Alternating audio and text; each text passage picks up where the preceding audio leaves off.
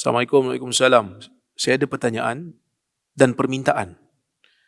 Ingin bertanya, benarkah setiap solat ada Nabi-Nabi yang menjaga? Contohnya, subuh Nabi sekian yang jaga.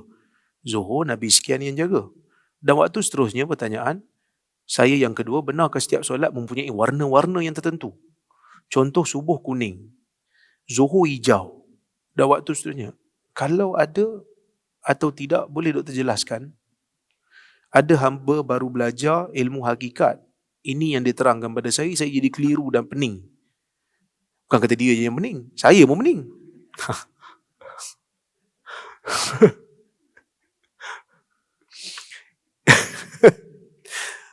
Saya tak tahu benda ni. Yang saya tahu, yang warna-warna ni dulu zaman sekolah-sekolah dulu main sukan, rumah kuning, rumah biru. Tuan-tuan rumah apa? Saya dulu rumah biru. Solat ni saya tak tahu warna apa lah. Kan? Saya pun tak tahu yang solat ni ada Nabi-Nabi yang jaga. Yang penting Tuhan suruh kita jaga solat. Tuhan suruh kita jaga solat. So janganlah fikir lebih-lebih. Kalau ada riwayat pun saya tak tahu, saya tak pernah jumpa. Yang penting kita jaga solat kita. Hafidhu ala salawat was salatil wusta, kan. Allah Subhanahu wa taala suruh kita jaga solat. Kita jaga solat. Jadi yang tu saya tak tahulah kalau ada